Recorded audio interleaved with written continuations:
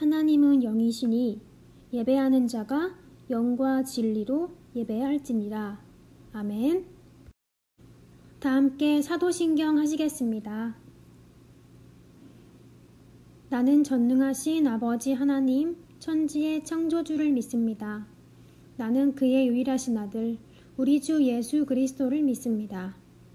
그는 성령으로 잉태되어 동정녀 마리아에게서 나시고 본디오 빌라도에게 고난을 받아 십자가에 못 박혀 죽으시고 장사된 지 사흘 만에 죽은 자 가운데서 다시 살아나셨으며 하늘에 오르시어 전능하신 아버지 하나님 우편에 앉아 계시다가 거기로부터 살아있는 자와 죽은 자를 심판하러 오십니다.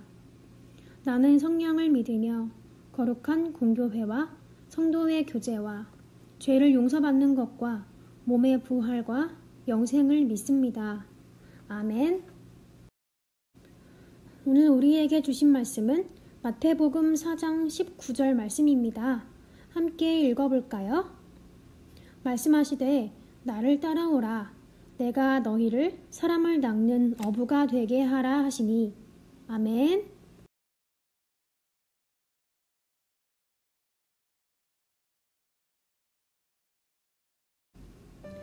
여러분 중에 보이스카우트나 걸스카우트, 아람단 같은 청소년 단체에 가입한 어린이가 있나요? 이 단체의 단원이 되기 위해서는 꼭 거쳐야 하는 과정이 있어요. 바로 선서식이에요. 여러 청소년 단체 중에서 아람단의 선서문을 소개할게요.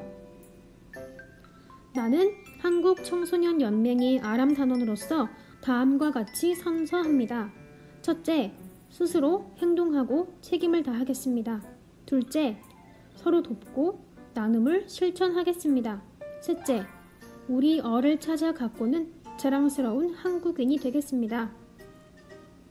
단원들은 선서식에서 단원으로서의 역할과 책임을 성실하게 지킬 것을 여러 사람 앞에서 약속하지요.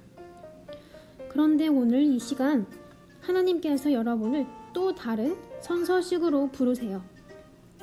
어떤 선서식인지 오늘의 말씀을 들어볼까요? 광야에서 마귀의 시험을 이기신 후 예수님은 갈릴리로 가셨어요. 우와, 예수님이다!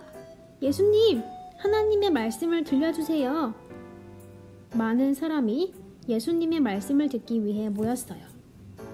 회개하라, 천국이 가까이 왔다. 예수님은 사람들을 향해 가장 먼저 천국 복음을 전파하셨어요. 하나님 나라가 가까이 왔으니 죄를 회개하라고 사람들에게 말씀하셨지요. 예수님은 죄로 인해 죽을 수밖에 없는 사람들이 복음을 듣고 구원받기를 바라셨어요. 그리고 예수님은 복음을 전하는 일을 함께 할 제자들을 부르셨어요. 이곳은 갈릴리 호수예요. 이 호수는 바다처럼 깊고 넓어서 많은 물고기들이 살고 있었어요. 이곳에 사는 사람들은 주로 물고기를 잡아서 돈을 벌었지요. 베드로와 그의 동생 안드레도 갈릴리 호수에서 물고기를 잡으며 살고 있었어요. 어부였던 두 형제는 물고기를 잡는 일에 있어서는 누구에게도 뒤지지 않는 전문가들이었어요. 그날도 여느 때와 같이 베드로와 안드레는 물고기를 잡고 있었어요. 영차, 영차! 힘껏 그물을 던졌지요. 안드레가 말했어요. 형, 오늘은 물고기가 얼마나 잡힐까? 물고기가 많이 잡혔으면 좋겠어. 베드로가 대답했어요. 그러게 말이야. 이 배에 한가득 물고기를 싣고 돌아가면 정말 좋을 텐데, 그치? 베드로와 안드레는 물고기를 잡기 위해 자리를 옮겨가면서 그물을 던지고 또 던졌어요. 그때였어요. 갈릴리 호수를 지나가시던 예수님이 물고기를 잡고 있던 베드로와 안드레를 물끄러미 바라보셨어요. 그리고 말씀하셨어요. 나를 따라오너라. 내가 너희를 사람을 낚는 어부가 되게 하리라. 그러자 베드로와 안드레는 곧바로 그물을 버려두고 예수님을 따랐어요.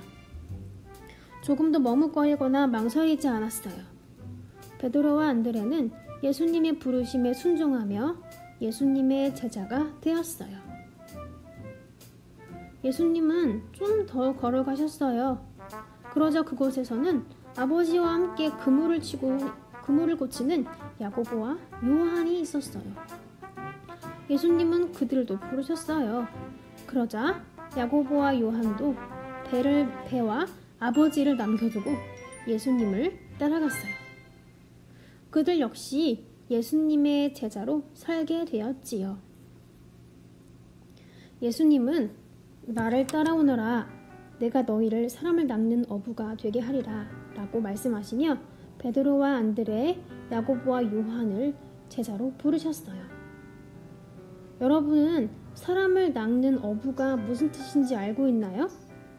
사람을 낚는 어부란 그물로 물고기를 잡는 것처럼 하나님의 말씀으로 사람들을 구원의 길로 인도하는 사람을 말해요.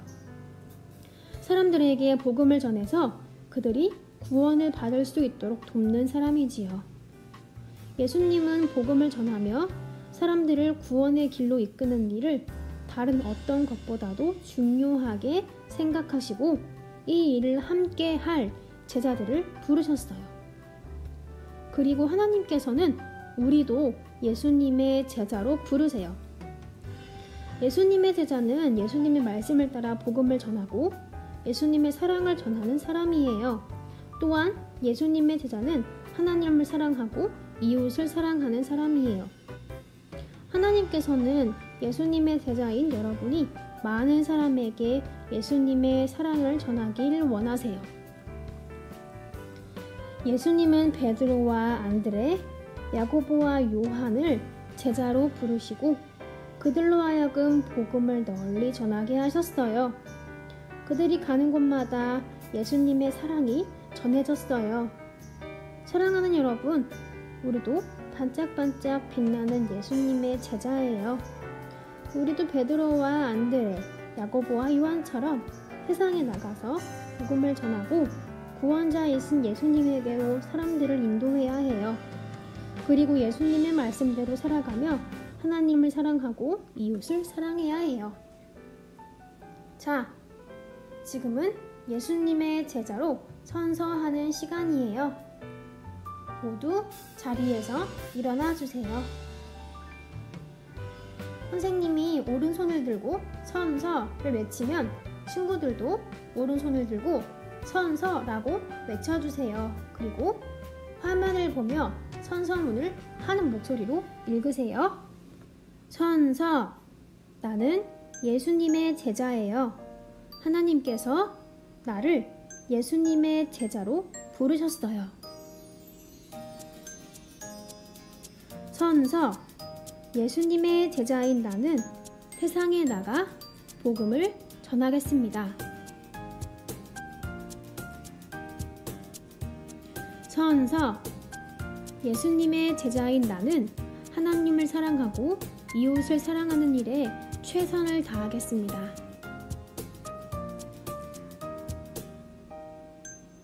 선서, 한 학기 동안 예수님의 제자로서 어떻게 살아야 하는지 말씀을 배우고 실천하겠습니다.